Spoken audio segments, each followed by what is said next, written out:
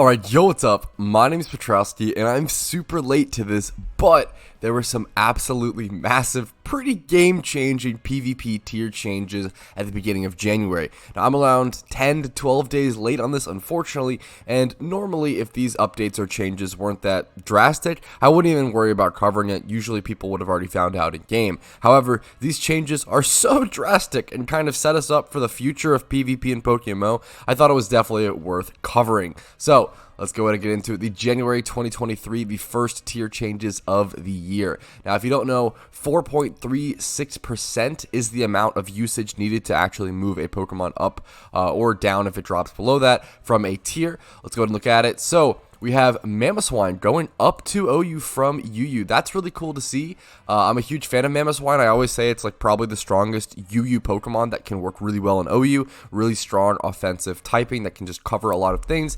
alongside that stab ice priority. Just a great Pokemon. Great typing, ice round, etc., etc. Moving on to UU from OU. So moving down, we see Hippowdon moving down. Kind of interesting to see that. I wonder if that's because of Poison Healed Gliscor kind of becoming the new go-to defensive wall, I would assume. Once again, I'm not an OU player. I don't play PvP a whole lot nowadays in PokeMMO, but I do have a long history with it, and I do have a pretty good general understanding of it.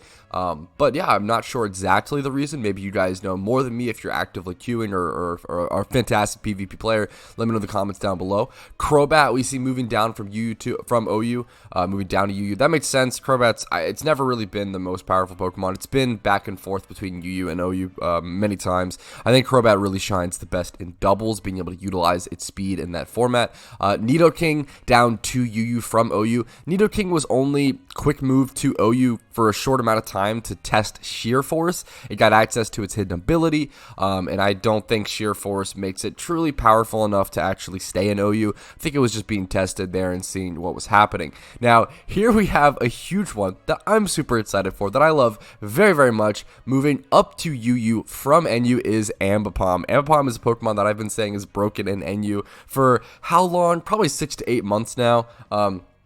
And it's been moved back and forth, but man, Ambipom just pretty much, Ambipom's fake out in NU pretty much hits everything for 50 to 60% HP or 40 to 60%. It's pretty absurd. Anything that isn't like Steelix or Golem. And then it can even beat those Golem matches hilariously enough with Beat Up, which is something that I do.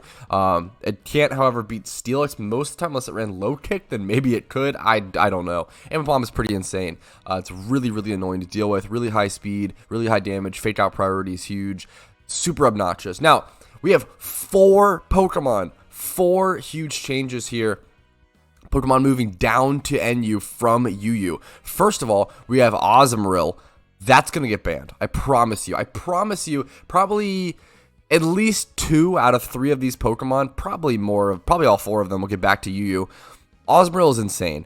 Aquajet Bellydrum AZUMARILL has the same issue that Ambipom has in NU, where it just does way too much damage. It's absolutely insane. Being able to set up a Bellydrum with AZUMARILL and just be able to heal up with that Citrus Berry and then be able to put off those Aquajets, nothing in NU is tanky enough to be able to tank those Aquajets just coming from that. It's disgusting. So maybe I'm wrong. Maybe we'll see. Maybe there's enough like priority interaction in NU to where it actually won't be as bad as I think it is, but if what happened last time, AZUMARILL was probably one of the most broken Pokemon I've ever seen in NU. Last time it was in the tier, so we'll see. Druddigon, Druddigon in my opinion is like fine. I think it's probably a little too strong for NU, but I could see it working in NU. I'm hearing from other people that are playing the tier that it's tearing it the fuck up. I'm hearing from other people that Druddigon is shitting on NU right now. Absolutely walling everything, dumpstering, not even close. It's a dumpster fire. But to me on paper, Druddigon sounds strong in NU. It sounds good, but maybe not broken. Maybe it could even end up being a decent check for Blaziken, but I don't know. We'll end up seeing how that rolls. I think Druddigon could work in NU. I love Druddigon. I would love to see it stay in the tier, but it could also be too powerful. I just don't know on that one. I'm not going to throw my hat in the ring for something I'm not educated on quite enough. Now, Ludicolo, Ludicolo will probably get moved back to UU, mostly just for percentage, because Ludicolo is a very specific Pokemon. Ludicolo only ever sees play in rain teams. That's it. Ludicolo will always be incredible in rain teams, and outside of them be nothing. It's really how the Pokemon works. Now, there are some NU Rain teams that are going to love to have access to Ludicolo for the short amount of time, but Ludicolo is mostly played in OU. Funnily enough, he's just only played on Rain teams in OU and on certain Rain teams specifically generally. I am a huge fan of Ludicolo on OU Rain teams. I'm surprised people don't run him more, but maybe I'm out of the loop. Maybe he's just not that good anymore. Maybe Superior is just better since you can have that huge, I guess the stacking of damage and everything, but I don't know. I love Ludicolo. Sableye got access to Prankster and went from untiered up to UU. Sableye is probably one of those Pokemon that's very similar to Spiritomb. I mean, it is in a lot of ways. It has a similar typing issue where nothing is super effective against Sableye without Fairy type being in the game. So I think Sableye might end up in this awkward position similar to Spiritomb, where it's probably not quite tanky enough for UU. But with its Prankster ability, I feel like it should stay in UU, honestly, just due to it being able to priority Will-O-Wisp something is a big deal, especially on a tanky Pokemon. That's a really, really big deal, right? I think Sableye should probably stick to UU, honestly. I think that'll get moved back up. I think it's way too powerful for NU, being able to priority Will-O-Wisp something or have that priority and set up things and be really annoying, and it can be really painful. I don't know how easy NU is going to be able to take chunks of HP out of a Sableye. I'm not sure. I know a UU, it might be a lot more easy, as the damage numbers just curve upward, right? But I'm not sure if it'll fit in NU. We'll see, though. Additionally, during this month, the ability Moody was banned from competitive play in its entirety. That's a really interesting one. Salamence and Amogus were moved up to OU just to test their hidden abilities. Salamence will probably stay in OU. Amogus might stay in OU. I'm not sure. That's a really interesting one. We'll just have to see play out. I'm honestly not totally sure. And we do have one more change actually down here. If you didn't see it, Electrode was sent back to the NU tier from UU. Electrode is another one of those Pokemon that's kind of in the middle ground.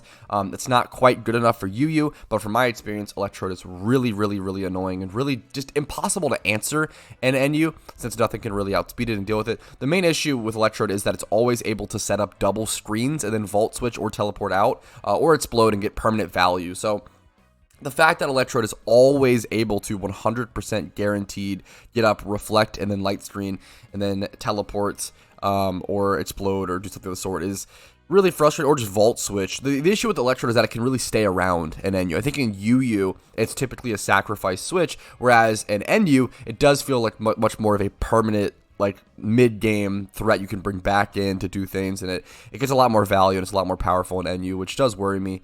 Having that super fast Volt Switch is actually really beneficial on a Pokemon like Electrode, even though slow Volt Switches for priority can be nice. Keeping this thing around for mid-game matches to reset up screens, etc. is really, really tough to deal with. But anyways, that's it. That's the whole PvP tier changes for January. A lot of stuff, a lot of drastic, big changes. Hopefully you guys are enjoying the state of PvP at the moment. Let me know your thoughts.